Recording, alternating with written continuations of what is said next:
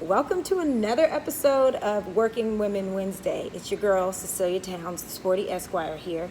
And you know, on Working Women Wednesday, I tell you what I wish I knew when I was first started working.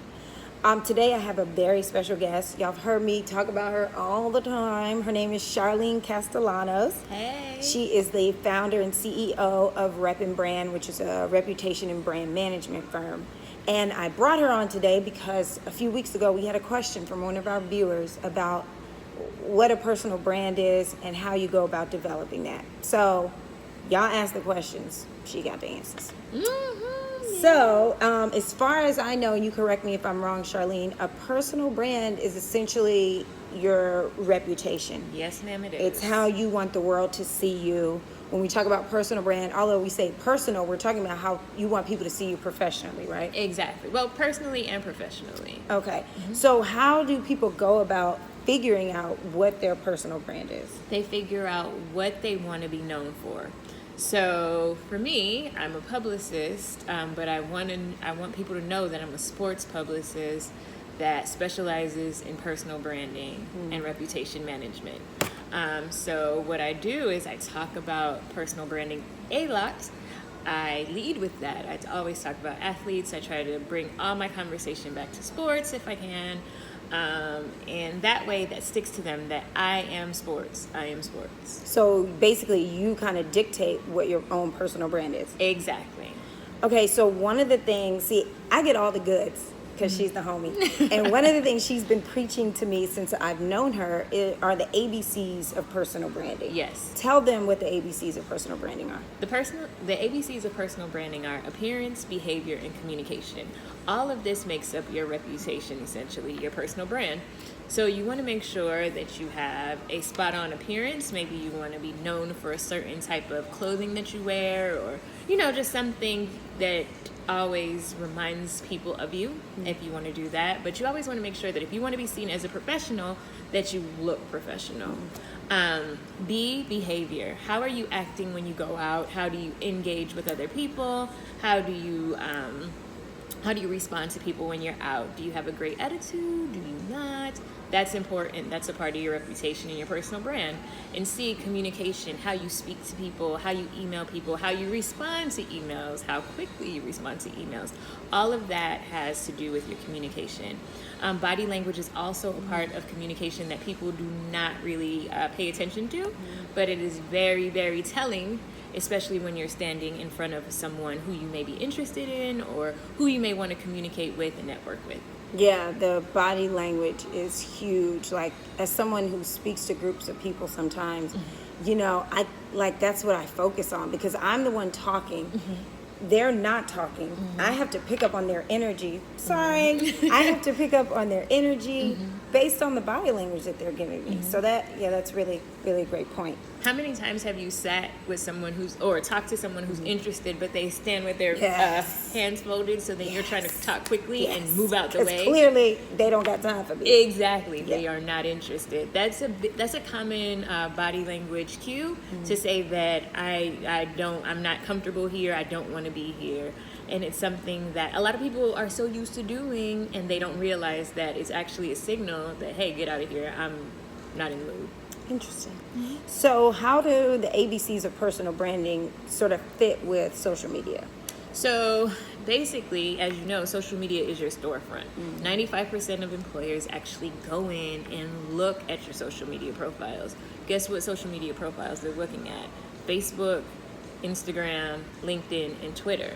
Right? So if your storefront is not becoming and doesn't mimic what the employer is looking for, it can really hinder your job.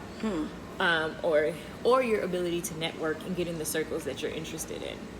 So I've never really thought about my Instagram being my personal brand storefront. I like that though. I mean, that is essentially for people who don't know you.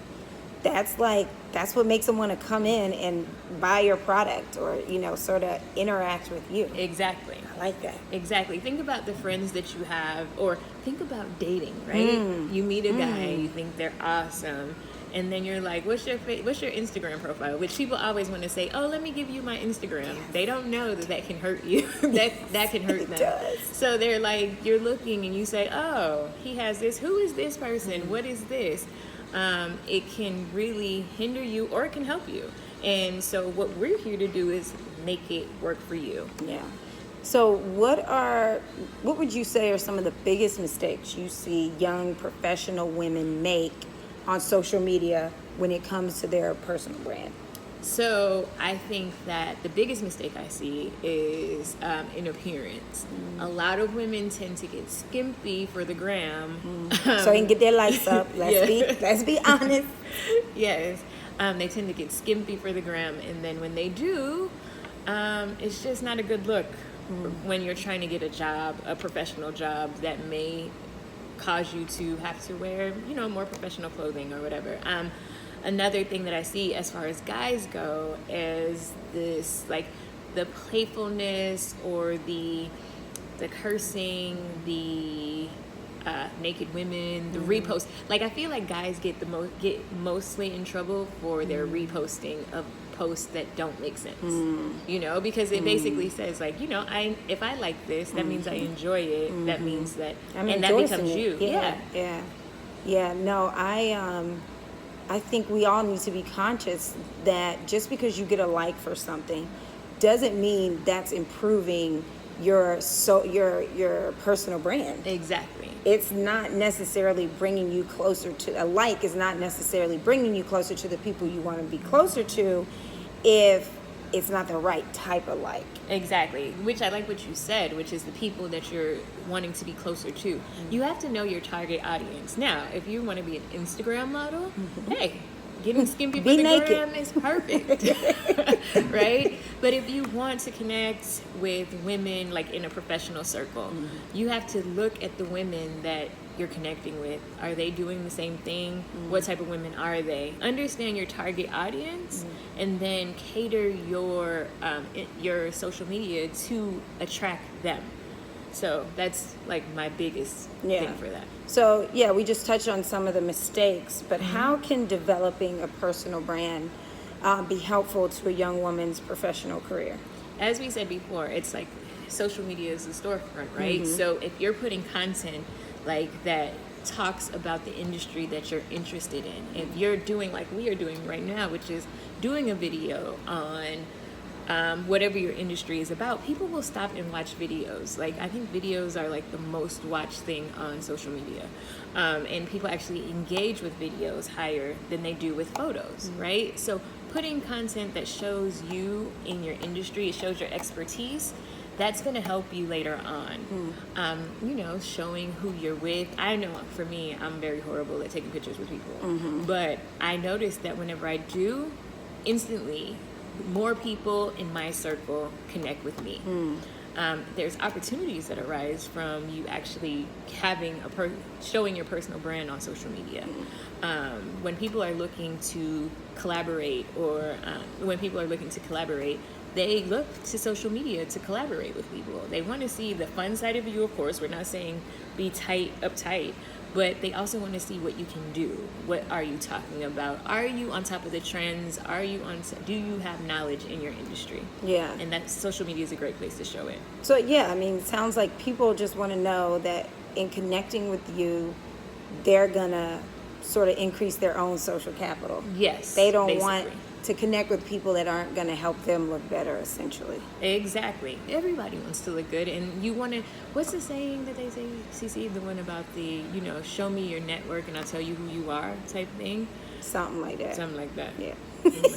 But close enough. This is good. So when y'all come to the Mixer on July 12th, the Gladiators Women in Sports Mixer, I need y'all to make sure your Instagram and your Facebook is tight.